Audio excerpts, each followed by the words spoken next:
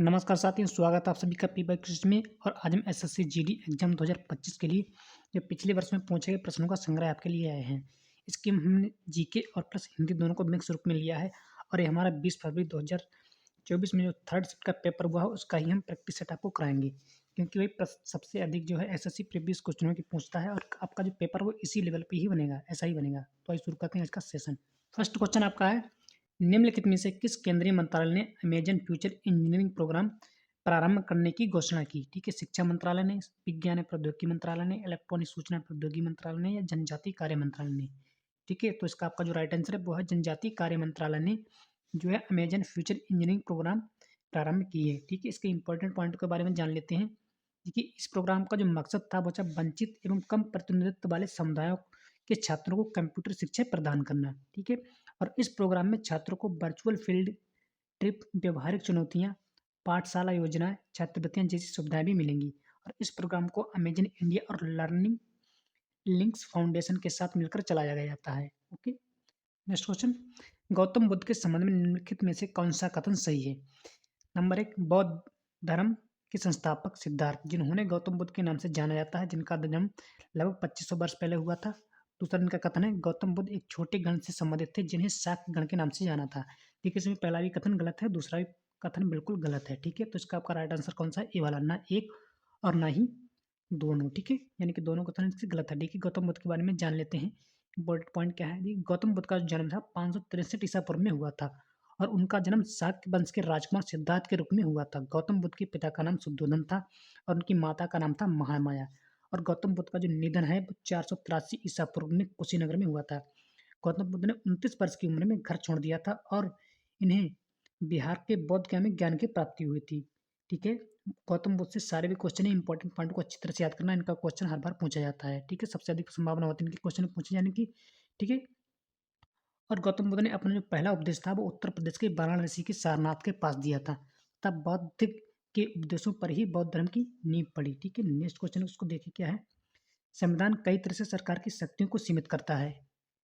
सरकार के शासन को सीमित करने का सबसे सामान्य तरीका कुछ को निर्दिष्ट करना है जो हम सभी के पास नागरिक के रूप में है और जिनका उल्लंघन करने की अनुमति किसी भी सरकार को नहीं दी जाती है। कौन से हैं आपके? आर्थिक कर्तव्य हैं, मौलिक अधिकार हैं, मौलिक कर्तव्य हैं या नीति निर्देशक सिद्धांत हैं। ठीक है, तो इसका आपको जो राइट आंसर है वो आपके होते हैं मौलिक अधिकार। ठीक है, मौलिक अधिकारों के ऊपर सरकार की शक्तियाँ नहीं होती संविधान के अकॉर्डिंग। ठीक है, नेक्स्ट क्वेश्चन देखिए। आपका क्वेश्चन है, गांधी इरविन समझौते पर किस वर्ष हस्ताक्षर किए गए थे? ठीक है, तो गांधी इरविन समझौते पर किस वर्ष हस्ताक्षर किए गए थे? उसका आपका बिल्कुल जो राइट आंसर है वो आपका है 1931 के बीच में। ठीक है, तो गांधी इरविन समझौते के बारे में देख लेते हैं। इंपॉर्टेंट पॉइंट इसके क्या है?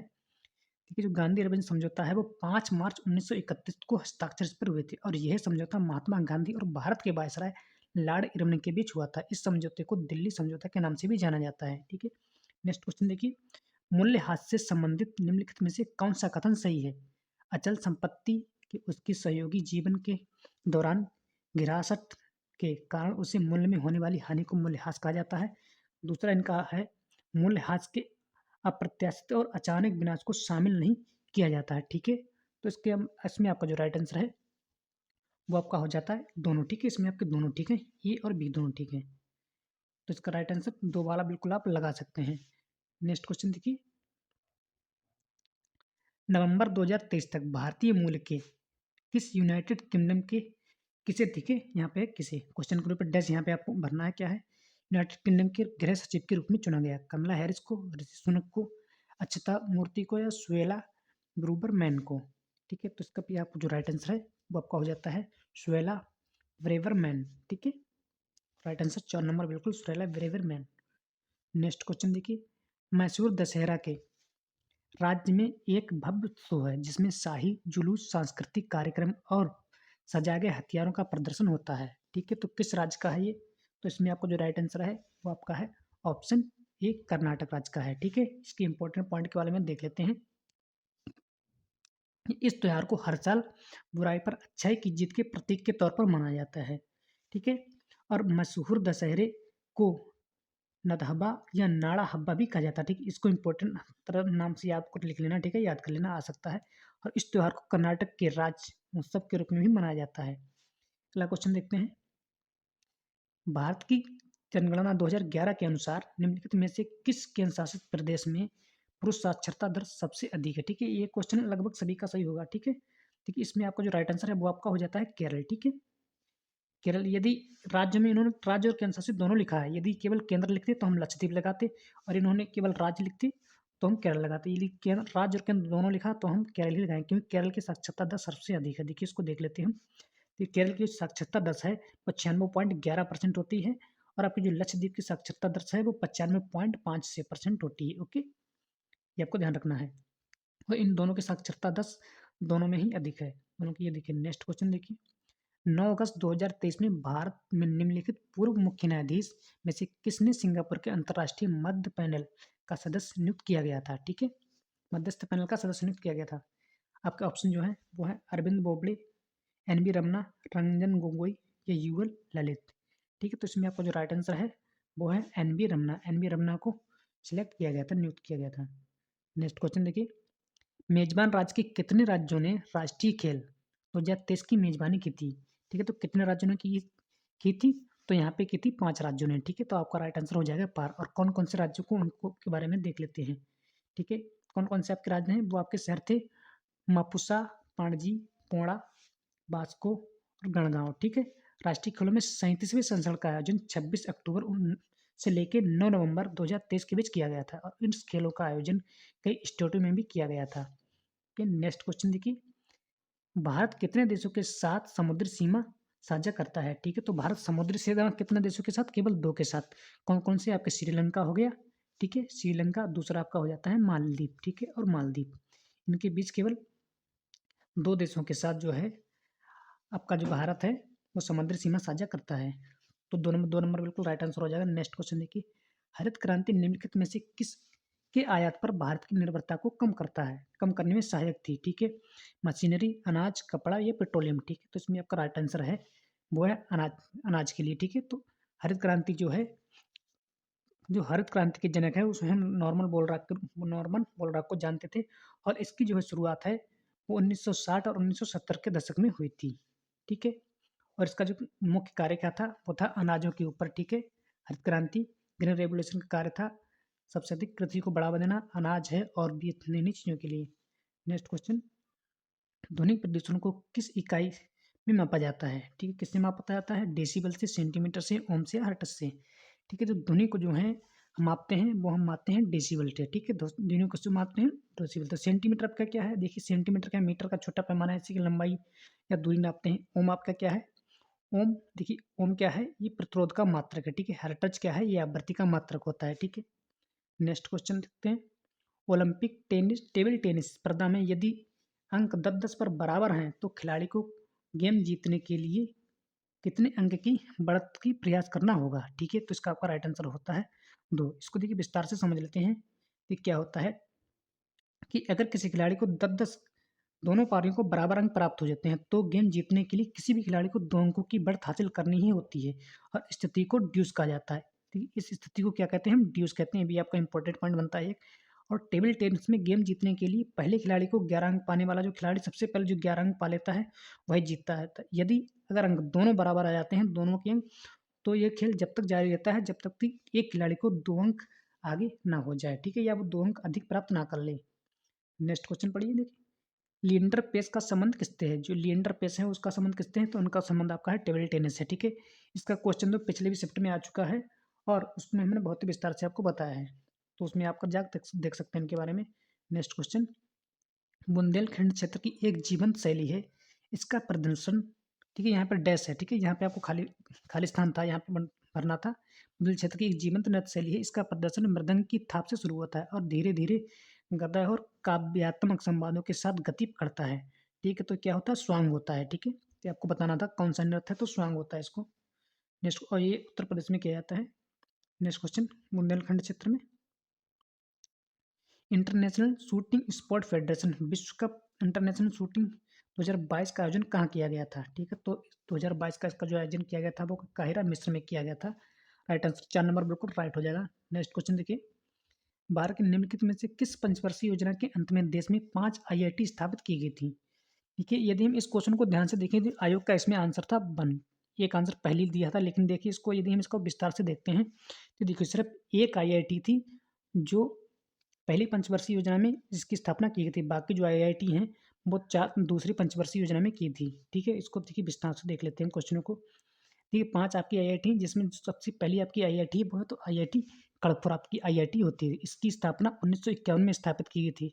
ठीक है, और ये की दूसरी पंचवर्षीय योजना से पहले शामिल किया गया था केवल इसको। बाकी जो आपकी हैं सारी 2 में आती हैं, क्योंकि देखिए आपकी जो प्रथम पंचवर्षीय योजना थी वो 1951 में स्टार्ट हुई थी और 1955 तक थी इसका कार्यकाल। ठीक है, और दूसरी पंचवर्षीय योजना का कार्यकाल था 1956 से लेके था 1961 तक का। ठीक है, 1961 तक का कार्यकाल करती है, यानी कि बाकी जो आपकी 4 आती हैं वो दूसरी पंचवर्षीय योजना में और आपकी एक जो आती है वो प्रथम पंचवर्षीय योजना में। ठीक है, लेकिन आयोग ने इसका आंसर एक माना था। ठीक है, आपको कमेंट में बताना कि आपका कौन सा आंसर आपको ठीक लगेगा। ठीक है, अब देखिए बाकी देख लेते हैं। ऊपर आईआईटी जो बॉम्बे थी उसकी स्थापना 1958 में स्थापित की गई थी हुई थी, और आईआईटी की मद्रास है इसकी स्थापना 1969 में 59 में स्थापित किया गया था, और जो आईआईटी कानपुर है उनकी उसकी भी स्थापना 1959 में हुई थी, और आईआईटी आपकी दिल्ली है उसकी स्थापना 1961 में हुई थी। ठीक है, यानी कि आपकी जो 4 है ये कब आती हैं? ये आपकी आती हैं दूसरी पंचवर्षीय योजना में, और ये आपकी एक आती है प्रथम पंचवर्षीय योजना में। ठीक है, तो आपको ऑप्शन में बताना है कि कौन सा आंसर इसका ठीक रहेगा। ठीक है, हमने सभी को विस्तार से बता दिया। आगे बढ़ते हैं। उस्ताद बिंदा खान का संबंध निम्नलिखित में से किस वाद्य यंत्र से है? ठीक, तो बिंदा खान का संबंध आपका किससे है? तो सारंगी वादक हैं। नेक्स्ट क्वेश्चन देखिए, वादक बहुत पूछे जाते हैं एसएससी में, तो आपको जितने भी वादक हैं उन सभी का नाम अच्छी तरह से याद कर लेना। ठीक है, नेक्स्ट क्वेश्चन 20 अगस्त 2023 में केंद्र सरकार ने कैबिनेट सचिव राजीव गौबा को का अतिरिक्त कार्यभार दिया, जिससे वह भारत के इतिहास में सबसे लंबे समय तक सेवानिवृत्त रहने वाले कैबिनेट सचिव बन गए। ठीक है, तो 4 वर्ष का, 3 वर्ष का, 1 वर्ष का या 2 वर्ष का। ठीक है, तो इसका आपका राइट आंसर है वो आपका होता है 1 वर्ष का। ठीक है, नेक्स्ट क्वेश्चन देखिए, यहाँ से आपका जीके का पार्ट समाप्त हो जाता है, वो आपका यहाँ से हिंदी का पार्ट स्टार्ट होता है। हिंदी का देखते पहला क्वेश्चन कौन सा है? दिए गए वाक्य में निम्नलिखित शब्दों के लिए सही शब्द का विकल्प चुनना है। तो कैदियों को कुत्ते की तरह घसीटा। ठीक है, इसमें आपका जो राइट आंसर आपको बताना है, देखिए जो जिस पे आपके जो विकल्प दिया है अंडरलाइन है, इसको आपको बताना है इसमें राइट आंसर कौन सा हो। कैदियों को कुत्ते की तरह घसीटा, परिवर्तन की आवश्यकता नहीं है, या कैदियों को कुत्तों का तरह पीट घसीटा गया। ठीक है, ये आपका चौथा नंबर है। तो इसमें इसका आपका राइट आंसर देखिए, कैदियों को कुत्ते की तरह कुत्तों की तरह। देखिए यहाँ पे बहुवचन है तो यहाँ पे भी बहुवचन होगा। देखिए यहाँ पे बहुवचन है, यहाँ पे भी बहुवचन है, तो आपका राइट आंसर बिल्कुल 4 नंबर हो जाएगा। इस तरह से आपको पहचानना है। नेक्स्ट क्वेश्चन देखिए, निम्नलिखित प्रश्न में 4 विकल्पों में से उस विकल्प का चयन करें जो कोष्टक में दिए गए शब्द के पर्यायवाची शब्द का सही विकल्प नहीं है। देखिए इसमें क्या है, जो पर्यायवाची शब्द नहीं है वो आपका बताना है। ठीक है, मेरे परिवार में सभी को आम के आपको पर्यायवाची बताना है। देखिए रसाल होता है, आम का फलराज होता है, और अति सौरभ भी होता है। जी आपको जो अंकुशी है ये आपका आम का पर्यायवाची शब्द नहीं है, तो यही इसका आपका राइट आंसर हो जाएगा। ठीक है, 3 नंबर बिल्कुल राइट आंसर होगा इसका। अगला देखिए, दिए गए वाक्य में उचित देशज विशेषज शब्द का चयन करके रिक्त स्थान की पूर्ति करनी है आपको। देखिए, बहा तुम तो बहुत बड़े बन गए हो, थिएटर, अफसर, नीलाम या लालटेन। ठीक है, तो उसमें आपका जो राइट आंसर क्या है? तुम तो बहुत बड़े अफसर बन गए हो। ठीक है, यानी कि राइट आंसर आपका 2 नंबर बिल्कुल हो जाएगा, बहुत बड़े अफसर बन गए हो। नेक्स्ट, दिए गए वाक्य में तत्सम शब्द का चयन करके रिक्त स्थानों की पूर्ति करनी है आपको। भिखारी को दे दो, भ्रमर दे दो, भू दे दो, भिक्षा दे दो, भिक्षुक दे दो। तो भिखारी को क्या देते हैं? भिक्षा देते हैं। भिखारी को भिक्षा दे दो, राइट आंसर 3 नंबर बिल्कुल। नेक्स्ट क्वेश्चन देखिए, अगला क्वेश्चन है, निम्नलिखित प्रश्न में दिए गए 4 विकल्पों में से उस विकल्प का चयन कर जो दिए गए मुहावरे के अर्थ को सर्वश्रेष्ठ रूप में व्यक्त करता है। ये कौन सा मुहावरा है? कहीं सुनी होना। तो कहीं सुनी होने का क्या अर्थ होता है इसका? बसना चलना, प्यार जताना, वाद विवाद होना, या दुखी हो जाना। ठीक है, इसको आपका राइट आंसर होता है वाद विवाद हो जाना। 3 नंबर बिल्कुल राइट होगा। नेक्स्ट क्वेश्चन, निम्नलिखित प्रश्न में 4 विकल्पों में से उस विकल्प का चयन करिए जो कोष्टक में दिए गए शब्दों के विलोम शब्द का सही निरूपण करता है। क्या सफर के दौरान हमने देखा कि फलों में अनबत डालियां धरती पर झूम रही हैं। ठीक है, तो अनबत का इसमें आपको विलोम शब्द बताना है। तो अनबत का इसका आपका जो राइट आंसर होता है वो आपका हो जाता है, अनबत का होता है उन्नत। ठीक है, कौन सा लगाना है इसका? उन्नत आपको विलोम शब्द लगाना है, ठीक है। तो अनुबत का होता है उन्नत। नेक्स्ट क्वेश्चन, दिए गए 4 विकल्प में से उस विकल्प का चयन करें जो मुहावरे का अर्थ दिखाए, ठीक है। कौन सा है? तंग-हाल होना, ठीक है। तंग-हाल होना का क्या मतलब होता है? बहुत अधिक बीमार होना, मानसिक बीमारी होना, आर्थिक तंगी होना, युद्ध में फँसना, ठीक है। तो इसमें आपका राइट आंसर हो सकता आर्थिक तंगी होना। आर्थिक तंगी का मतलब होता है धन की कमी होना। नेक्स्ट क्वेश्चन, निम्नलिखित प्रश्न में 4 विकल्प में उस विकल्प का चयन करने पर्यायवाची शब्द का सही विकल्प है, ठीक है। तो इसका जो पर्यायवाची है वो सही होना चाहिए। आज की शिक्षा में सिर्फ कुछ ही लोग इकट्ठा हुए थे, आदर हुए थे, स्वीकृत हुए थे, समवेत हुए थे या संकलित हुए थे, ठीक है। तो इसका आपका जो पर्यायवाची बिल्कुल राइट हो जाएगा वो आपका हो जाएगा समवेत हुए थे, ठीक है। समवेत 3 नंबर बिल्कुल राइट हो जाएगा। नेक्स्ट क्वेश्चन देखिए, निम्नलिखित प्रश्न में 4 विकल्प में उस विकल्प का चयन करें जिसमें सही भावात्मक संज्ञा वाला विकल्प हो। क्या है देखिए, किसी ने सच ही कहा, जिसमें आता है वही माता के दर्शन के लिए जा पाता है, ठीक है। तो इसका आपको जो राइट आंसर क्या हो जाएगा वो आपका हो देखिए बुलाना, बुलवाया, या और ऑप्शन देख सकते हैं आप, बुलावा, ठीक है। जिससे माता का बुलावा आता है, ठीक है, वही दर्शन पा पाता है। तो राइट आंसर आपका 3 नंबर बिल्कुल राइट हो जाएगा। नेक्स्ट क्वेश्चन, दिए गए वाक्य में रेखांकित शब्द का विलोम शब्द आपको बताना है। रेखांकित है कि किशन जी को उनके रंग के कारण श्याम, ठीक है। इसमें आपको केवल जो रेखांकित श्याम है इसका आपको पता है। देखिए, श्याम का विलोम, श्याम का मतलब क्या होता है? काला। श्वेत का मतलब होता है सफेद। तो आपका श्याम का जो विलोम शब्द हो जाएगा श्वेत। नेक्स्ट क्वेश्चन, देखिए बिल्कुल उस विकल्प का चयन करें इसमें जो सही वाला विकल्प हो। आज वही देश सबसे जिसके पास ज्ञान की अद्भुत शक्ति है, ठीक है। तो इसका आपको जो राइट आंसर क्या हो जाएगा? तो इसका आपको जो राइट आंसर हो जाता है वही जिसके पास कामयाब ज्ञान की शक्ति है, ठीक है। तो राइट आंसर 4 नंबर बिल्कुल आपका राइट हो जाएगा। नेक्स्ट क्वेश्चन, दिए गए विकल्प में शुद्ध वर्तनी वाले शब्द का चयन करना है। देखिए शुद्ध वर्तनी इसमें क्या क्या है? देखिए, मेरी प्रार्थना स्वीकार करें, आग लगने का कारण स्पष्ट हो गया, या किसी तैयारी कर रहे हो, या मृत्यु पर किसी का वश नहीं चलता, ठीक है। तो इसका आपका जो राइट आंसर है वो आपका है मेरी प्रार्थना स्वीकार करें। 4 वाला बिल्कुल राइट है। आग लगने का कारण, देखिए कारण इसमें गलत लिखा है। किसी की तैयारी, इसमें तैयारी गलत लिखा है। इसमें देखिए मृत्यु पर किसी का वश नहीं चलता, किसी का वश, मृत्यु ही गलत लिखा है, ठीक है। नेक्स्ट क्वेश्चन, अगला क्वेश्चन देखिए क्या है। इसमें आपको बताना निम्नलिखित में उस वाक्य की पहचान करिए जिसमें मात्राओं से संबंधित अशुद्धियाँ हैं। यदि कोई गलती नहीं है तो कोई गलती वाला चुनें और उसका चुनाव कीजिए, ठीक है। ध्यान से पढ़िए। क्वेश्चन आपका क्या है? क्वेश्चन आपका है, होली पर हमें अप्राकृतिक रंगों के त्योहार को नहीं मनाना चाहिए, बल्कि प्राकृतिक फूलों के रंग और अबीर को होली खेलनी चाहिए, ठीक है। इसमें जो अबीर शब्द है इसका अनुचित प्रयोग किया है, इसलिए यही आपका गलत होगा। देखिए अबीर वाला कहाँ पे है? ऑप्शन नंबर 2 में, तो ये आपका राइट आंसर हो जाएगा। अगला क्वेश्चन देखिए, दिए गए वाक्य वह भाग ज्ञात करें जिसमें कोई त्रुटि है। विद्वानों के बीच बोलने पर उत्साह भला कौन ही करेगा, ठीक है। तो आपका इसमें आप कौन सा आपको गलत लग रहा है इसमें? तो इसमें आपका जो राइट आंसर है, गलत जो लग रहा है वो आपका है भला, ठीक है। जो भला शब्द है यहाँ पे बिल्कुल अच्छा नहीं लगता, ठीक है। जो भला शब्द है उसका प्रयोग उचित तरह से प्रयोग नहीं हुआ है, तो यही आपका राइट आंसर, उत्साह भला कौन, ठीक है। बिल्कुल उचित शब्द इसका यूज नहीं हुआ है, तो यही आपका गलत हो जाएगा। नेक्स्ट क्वेश्चन, दिए गए वाक्य में रेखांकित शब्दों के लिए सही शब्दों वाले विकल्प का चयन करें।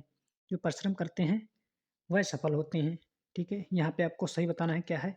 जो परिश्रम करते हैं जो सफल होते हैं, जो परिश्रम करते हैं वह सफल होते हैं, जो परिश्रम करते हैं वैसे सफल होते हैं, जो परिश्रम करते हैं ये बेसफल होते हैं, ठीक है। तो इसमें आपको जो परिश्रम करते हैं राइट आंसर क्या हो जाएगा? जो परिश्रम करते हैं और बेसफल होते हैं, राइट आंसर आपका 4 नंबर बिल्कुल राइट है। अगला क्वेश्चन देखिए, देखिए आपको जो पैराग्राफ दिया है इसमें जो एक स्थान के जो डेट डेस है इसमें आपको भरना है, ठीक है। देखिए पहला क्वेश्चन देखिए इसका क्या है। रिक्त स्थान देखिए यहाँ पे दिया है, पहले में पढ़ना ध्यान से। एक के लिए उपयुक्त शब्द कौन था? निद्रा है, प्रतिष्ठा है, जागृत है, या चेतना है, ठीक है। तो इसमें आप देख सकते हैं सबसे पहले क्या आपको भरना है। इतिहास साक्षी है कि किसी राष्ट्र का गौरव तभी परंपराओं को अगले है, इसीलिए किसी का भविष्य। देखिए यहाँ पे आप देख सकते हैं कौन सी, ये आपका लिखा है, तो यहाँ पे आपको बनना है। फिर तो क्या हो जाएगा? इतिहास साक्षी है कि किसी राष्ट्र का गौरव तभी निद्रा, प्रतिष्ठित, जागृत या चेतन, ठीक है। तो इसमें आपको राइट आंसर क्या भरना है? तभी जागृत, ठीक है। यहाँ पे भरेंगे हम तभी जागृत परंपराओं को अगली, ठीक है। तभी जागृत परंपराओं को अगली नवीन दुनिया प्राचीन पीढ़ी क्या भरेंगे यहाँ पे? 17 में हम यहाँ पे बनेंगे अगली पीढ़ी।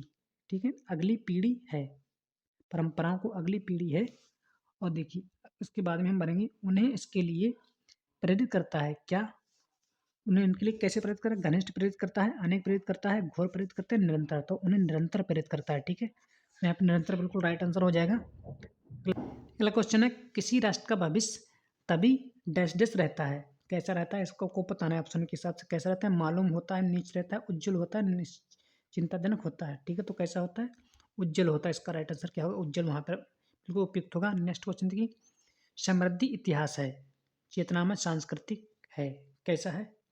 राइट आंसर क्या है? कोष्टक, विरासत, खानदान या विडंबना। ठीक है, तो समृद्धि विरासत है, चेतना में संस्कृति क्या है? हमारी संस्कृति क्या है? विरासत है। ये कहते हैं ना संस्कृति हमारी विरासत में मिली है, तो संस्कृति हमारी विरासत है। तो 2 नंबर बिल्कुल उसका राइट आंसर हो जाएगा। और इसी के साथ आपके सारे क्वेश्चन समाप्त होते हैं। क्लास यदि आपको अच्छी लगी है तो वीडियो को लाइक कर देना और चैनल को कर लेना सब्सक्राइब। इसी तरह की वीडियो आपको मिलती रहेगी। धन्यवाद। जय हिंद, जय भारत।